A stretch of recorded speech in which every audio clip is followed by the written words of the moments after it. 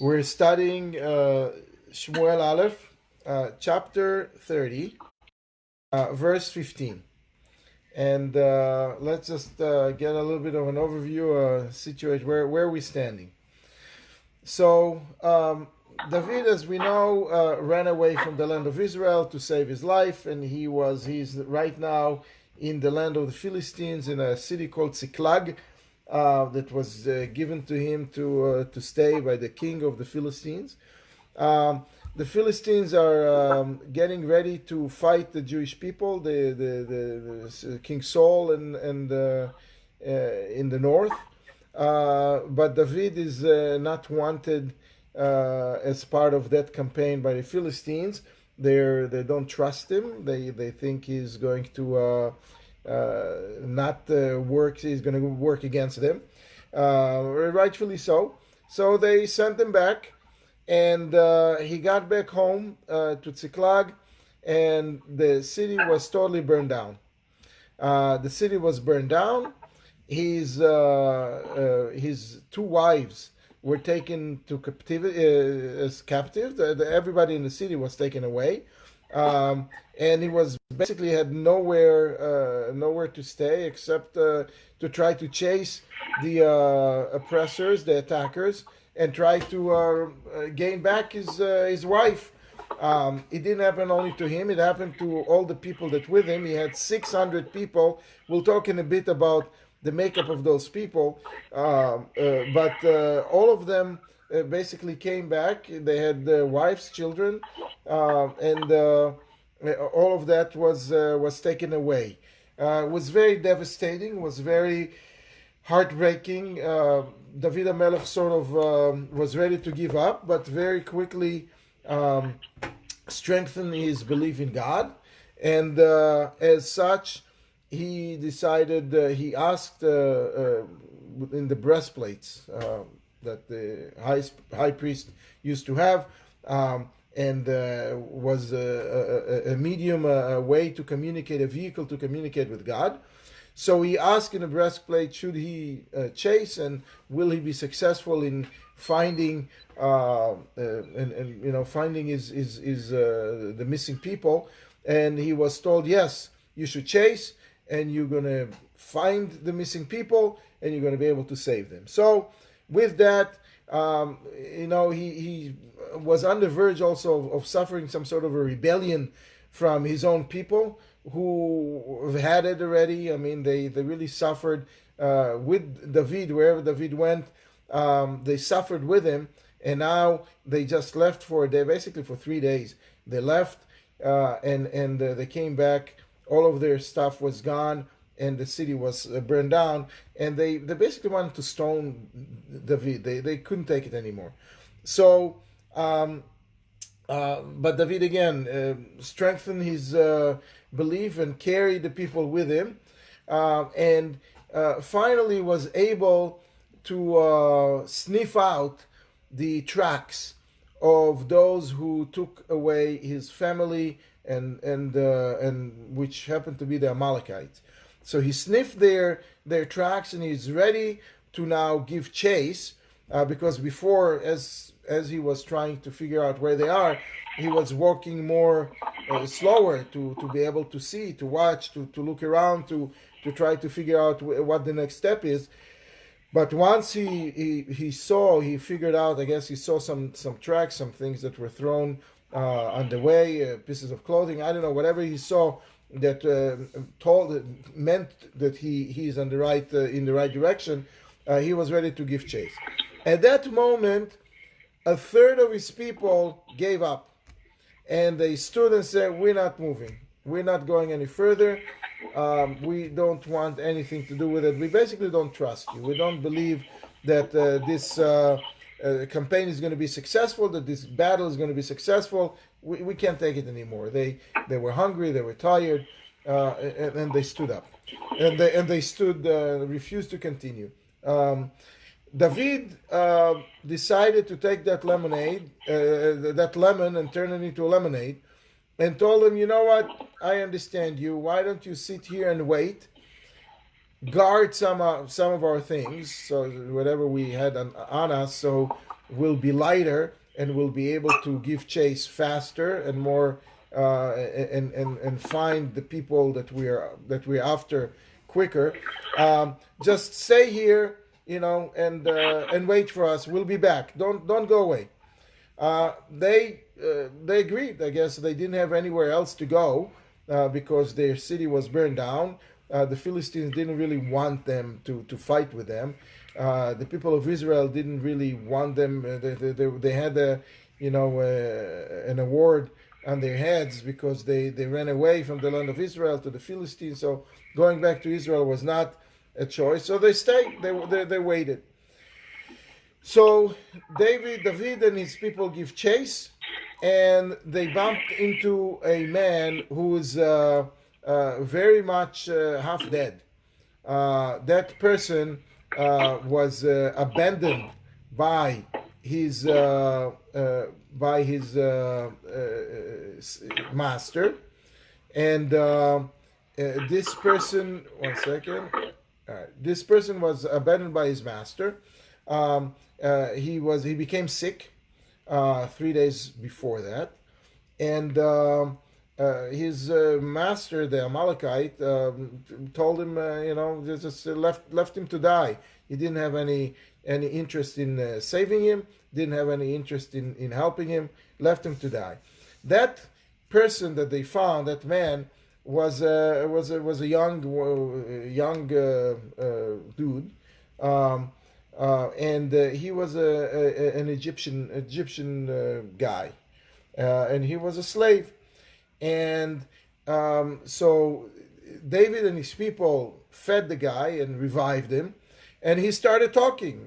They didn't ask him much. He started talking and said, "Listen, I'm an Egyptian boy, and I am a slave, and I was abandoned here. And basically, we're coming from a battle." 3 days of battle that I was with the Amalekites, who destroyed the town of Ziklag, not knowing that he's talking to the people who lived there. We took a lot of booty, we took a lot of slaves, we took a lot of people, he basically described their how they went from town to town and mentioned the towns that they went to and what they did over there. So that's where we left last time, and we are now on chapter 30, verse 15. So David speaks to the guy, to the Egyptian boy, and told him, the slave, ויאמר אליו דוד, התורידני אל הגדוד הזה. Will you take me to where these people, this platoon of people who is, I want to get to them. Obviously, he knew where they came from, and that's obviously where they're going to. So, he would know how to lead them back to his home, to his home of his master. So Vayomer Ishavali, so that guy who was a slave until not long ago and was almost dead and was revived, he is not about to walk back to his old master and become a slave again. So Vayomer Ishavali Velokim im temiteni. So you should. He's telling David, please, you want me to lead you to these people? You have to swear to me in God that you're not going to kill me, number one, and second, that you're not going to extradite me back and hand me back to my old master. And if you do that, I'll bring you to that band, to that platoon, to these people. It doesn't say that David really answered or promised or anything. The guy wasn't exactly in a position to negotiate. He was very sick. He was alone. He was, they did him a big favor by giving him water and food and reviving him.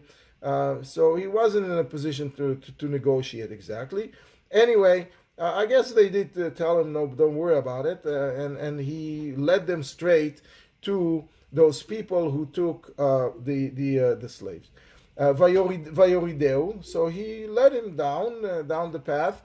והנה נטושים על פני כל הארץ. So those people were the Amalekites, and they were scattered all over the ground, all around. Meaning, what do you mean scattered? They netushim is more not unguarded. Okay, they let the guard down because they were close or in their land. They were successful for 3 days in going from town to town to town and taking everything they needed. They burned down the city. They didn't see any guards. They didn't expect, 2 hours later to meet the people that they just burned the town down. So they were just very very relaxed, and they were ochlim veshotim vechogegim. They were eating and drinking and dancing, be merry. They were all happy and enjoying bechol hashalal hagadol. They enjoyed all the spoil and the booty that they took. Asher lakhu me'eretz Plishtim u'me'eretz Yehuda. They were attacking, as we said before, they were attacking both the Philistines, several cities, and the Jews in the land of Judah. So they were very happy, and they had all, they're living it up. So they were not ready. So then David hit them back. Now, before we're going to read the next verse 17 about how how he was able to hit them back, let's just imagine what are we talking about here. David is with 400 men. That's it, because 200 of the 600 remained behind. They refused to move, as you recall. So he has 400 men. The Amalekite had thousands and thousands of people. I don't know how many, but many, many, many more than 400. So they were not worried. They were not afraid. They didn't think that they have anything to worry about. And nonetheless, we see that David is successful. And let's just stop for a second and go to look at Chronicles 1. Okay. In the book of Chronicles 1, in chapter 12, there is a whole chapter that describes that time in David's life. And the way they describe it is as follows: that David ran away from the land of Israel, and most of the people of Israel were believing the propaganda of the mainstream media of the time that David is not, he doesn't really, his mind is not, his loyalty and dedication is not to the Jewish people, that his loyalty and dedication is more, one second, I hear my echo. All right, that his loyalty is more with himself, that he takes care of his own, and he doesn't care about the rest of the Jewish people. So this is what the media, this is what the information that people ate up in Israel at that time. But as always, it's not 100%. You had a whole bunch of people who did believe that David is a different person. That David was really a dedicated person, a hero, a person of substance, of integrity. And those people, despite the fact that most everybody else was against him, were so ready to go support him to a point that they actually streamed after him. We're not talking about many people, because the total number of people that he has was 600, right? And he started with 400 or 500 earlier. So we're talking about 100 to 200 people extra. But those people were very, very instrumental in this particular battle. The Chronicles is telling us that some of the top units, the people that were serving in the top units in Shaul's army, they defected and went across the border to join David. which is very, very. It was the beginning of the movement towards David and away from Saul. And the listing all of the people. Chronicles is a book of lists, list of people, lists all of the people. And it's a couple of dozen people that he lists here, from the tribe of Benjamin, from the tribe of Saul, and from other tribes. And then they say that they had from Mibnei Gad Rashei Tzava. The people of God, the tribe of God, was known to be very fierce warriors. They are described as the ones that when they swing the sword, they can actually cut the person from head, the head and one hand, So they when they swing the sword, they cut the torso from the shoulder down to the hand, and slanted. And that was the when someone saw someone, an enemy, lying down in the fields that way, they knew, that's the people of God did that. That was their signature kill, so to speak. So these people were very fierce, and among them there were the heads of the army. So the heads of the army, and it says in Chronicle, that's why I'm mentioning it too here, that each one of them was worth, the smallest of them, the weakest of them, was worth 100 other soldiers. And the bigger ones were worth 1,000 soldiers. So these heroes, superheroes, they're the ones among the ones that defected. They crossed the Yarden because God were on the other side of the Jordan River, in the modern day Jordan, the state of Jordan, right? And they crossed the Jordan. They crossed the land of Judah, and they joined David in Ziklag. So these people are now part of the people, the soldiers that are fighting with David.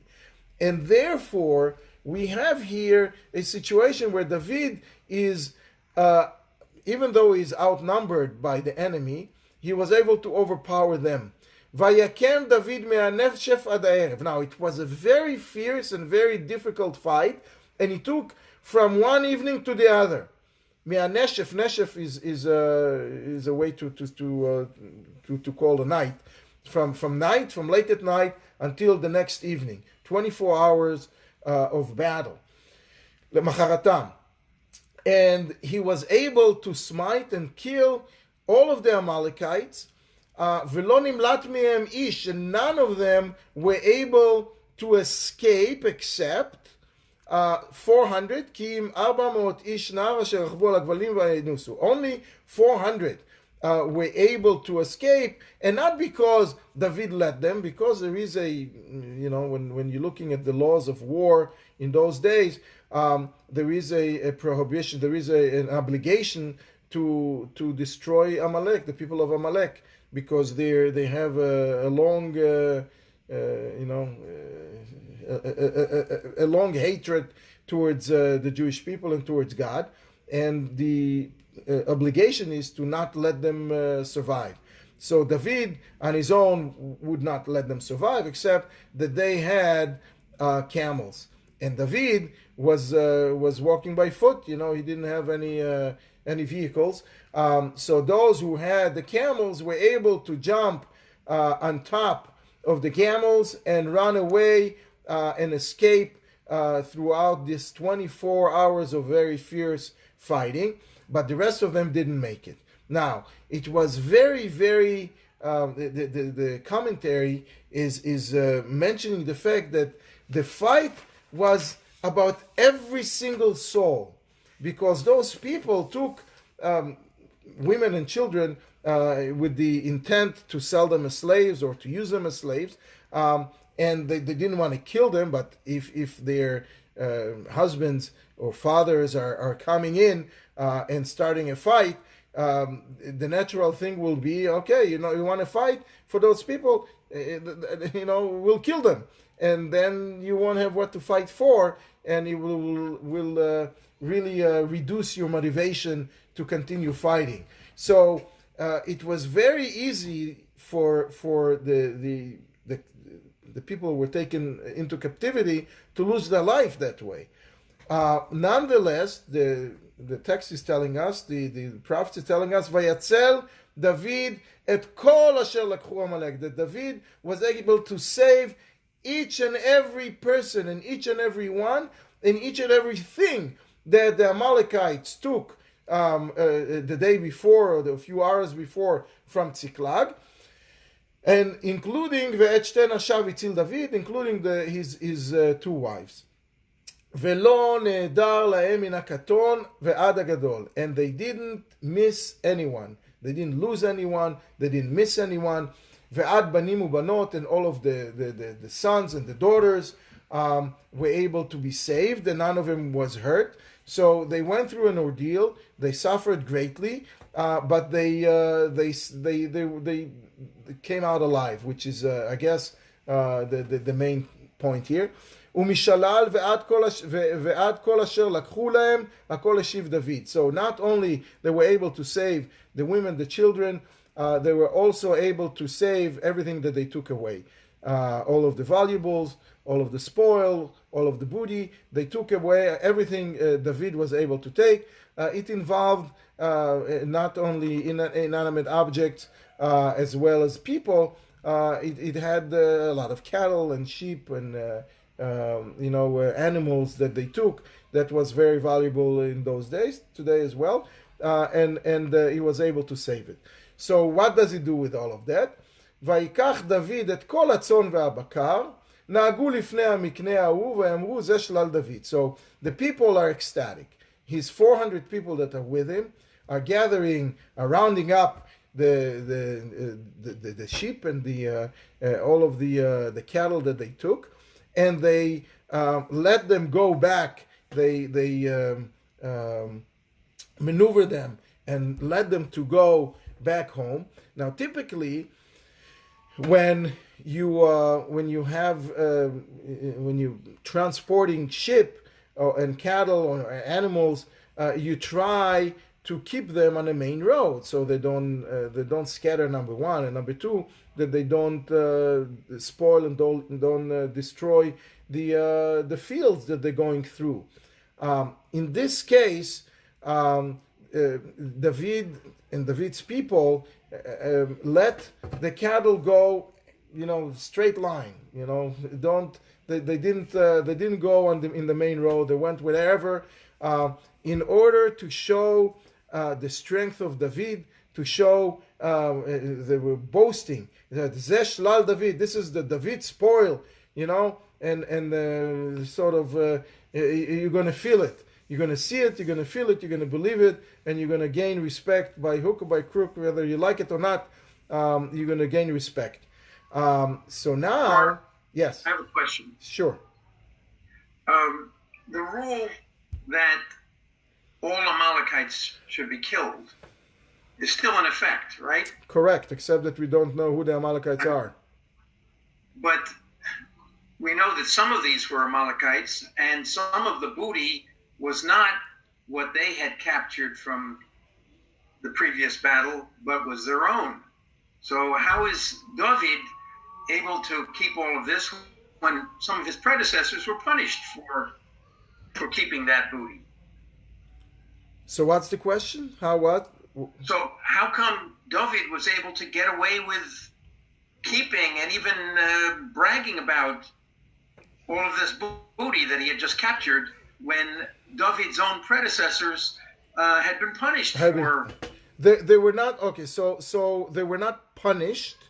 They might have not been successful, but they were not punished. And part of what we're going to be talking now, and I just wanted to mention that today we're going to finish a couple of minutes early. We're going to finish at 8:10 because this is when Minyan is going. And next week we're going to regroup at 8:30, not 7:30. So it's going to be an hour later, and I guess we will go through a few weeks of that, and then we'll go back to our normal time for the rest of the year for 8 o'clock. Just wanted to mention that. But what part of what I have here to discuss is a whole discussion about booty, about spoils, the spoils of war. Are we allowed to take it? How are we allowed to take it? Why are we allowed to take it? From whom we're allowed to take it? So all of that is part of what we're going to discuss. We're not going to squeeze it all in today because we have only 14 minutes left, but it will answer your question at length, Peter, with all of those details. So, but before we talk about that, I just wanted to just get to the point where we are splitting the spoil, but it's also just as a short answer. The short answer is that the star of David, so to speak, is rising right now. Okay, the star of Saul is going down, and David is going up, and this is really the turning point. This battle was the turning point where David was able miraculously, with a small number of people, to overcome a whole bunch of devastation. And people are feeling good about it because, think about it, they were expelled from the Philistines' army, saying, "We don't want you." They came home and the whole place is burned down. They trying to chase, and a third of them are saying, "Not for me. We don't trust you anymore. Go away." They were really, at the depth, at the bottom of the bottom, from morale standpoint. And now, within 24 hours of fierce battle, but they didn't lose anyone. They were successful 100% in getting it. And now they're marching back towards the land of Israel. They were not intending to go all the way yet because they didn't know what is the outcome of the battle in the north. But this is the beginning where David is basically marching towards being a king within a few days.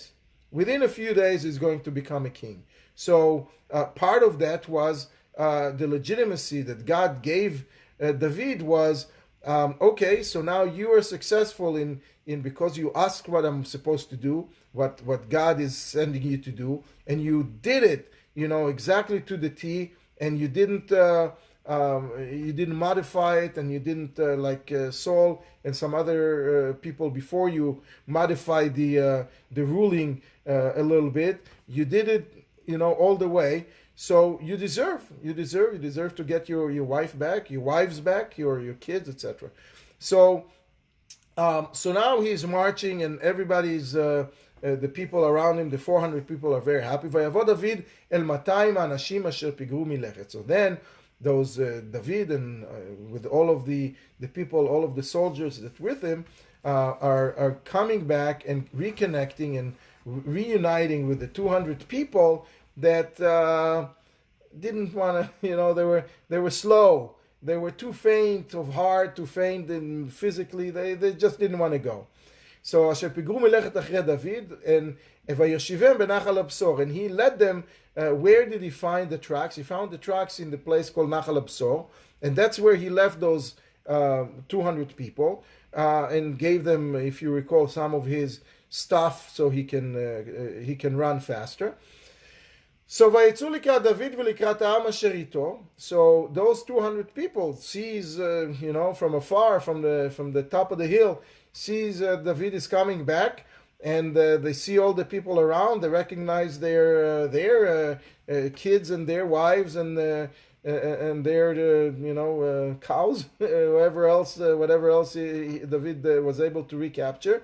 ולקראת העם אשר איתו, ויגש דוד את העם וישאל להם לשלום. Now David is acting like David. He's not acting in a dismissive way. Yeah, you didn't want to come with me. Yeah, I'll show you now.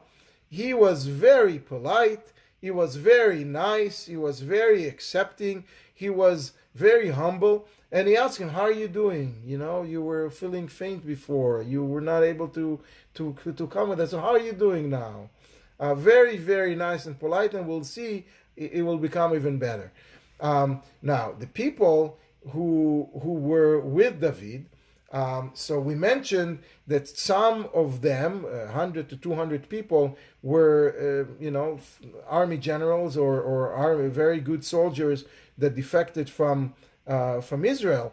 But a whole bunch of other ones were, if you recall, were militia of people who were not, didn't really work. The land of Israel or the government of Israel didn't work out for them so well. They have debts to the IRS. They had seriously, they had debts to people. They had, they're running with the law. They really weren't like the top. The top dogs. They were just the lower on the rank over there on the ladder. So those people who are not that nice, their natural bad behavior came out. So all of the bad ones, he's calling them bad because they acted bad now, not because they act the bad in general, because as we saw before, he was able to get the best out of people. He was able to improve them. He was able to get them to be very just better people, better selves. But now some of their of their bad traits came out. So they say, those people, those 200 people who remained back and didn't want to fight, we're not giving them nothing.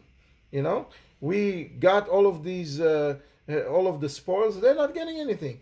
We're not going to give them anything of the spoil.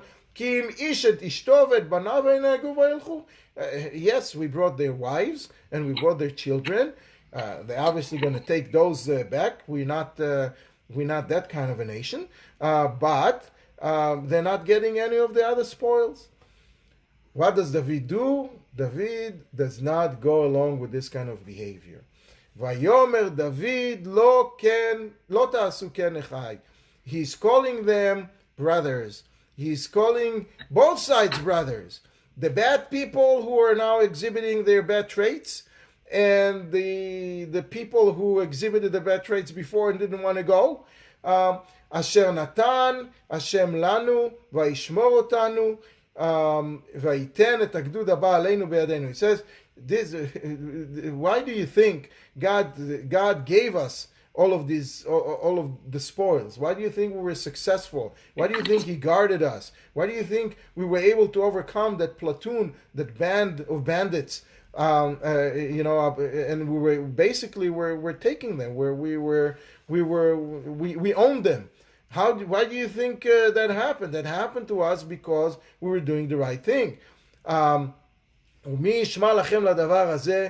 I am not going to listen to you for this kind of behavior of not splitting equally the spoils. כי כחלק היורד במלחמה וכחלק היושב על הכלים יחדיו יחלוקו. Now, he says that those who actually participated in the war, and those who now he's not presenting the 200 as those guys who did not fight, who were, telling them that I don't want anything to do with you. He is presenting them as those who took legitimate part in the battle by guarding guarding their stuff, their supplies, by sitting and guarding their backs, essentially. So those who are guarding all of our possessions while we were fighting, they're going to participate equally in the spoils. Now, before, by the way, they mentioned that these are things that belongs to David, right? This is spoils of David. what happened is, on their own, they decided to give half of everything that was gathered, that was captured. Half of it was they gave to their leader, to David, and half of it they kept to themselves. And that second half, David Amalek is saying that they are going to divide equally amongst everyone, those who participated in the war and those who didn't, which is totally different way of looking at things in those days. The bigger Cossack, or the one who was leading the charge in the war, they got everything, and those who stayed behind got nothing, literally nothing. And they would be oppressed by the heroes. And here David is telling you, yeah, you went to war. The war is not it's not our job. We did the war because we had to. Our job is to be together, to be one nation, one united people.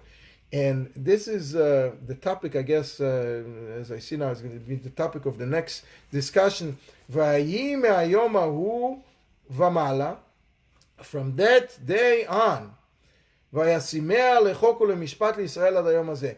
He made it a rule, he made it a law, and it was a law that was adopted in the official law books of the Jewish people. Our Torah shebichtav, Torah shebe'al peh, the oral law. It became a law that the booty, the spoils are being divided equally amongst the soldiers and amongst those who did not participate in the war, but were or actually did participate, but in a lesser, not combat positions. And this is really what the Rambam and the Shulchan Aruch and they all are very much going along with this. This became one of the first rules that was adopted widely. That David made. He created a lot of the laws of war. Just in the next minute or so, I'm just going to give you a little bit of an overview of what we're going to be talking about. We are going to talk about the examples of in next time in Torah of wars and spoils and what happened to them and who took them and why. We'll talk about several battles that it didn't happen, that we were not really taking spoils in, and the rationale, the legitimacy and the rationale behind taking the spoils of war, and what is the halacha nowadays versus the halacha that was acceptable for most of history. We will talk about it. I don't want to. Last time we're infringing on the davening, and they started davening, and I see now they're starting as well. So next time, 8:30, we'll talk about the spoils of war, and then we'll continue and hopefully finishing the book of Shmuel. Probably we'll finish it the time after that. Have a good evening. Thank you. Thank you very much. Mazel tov. Thank you.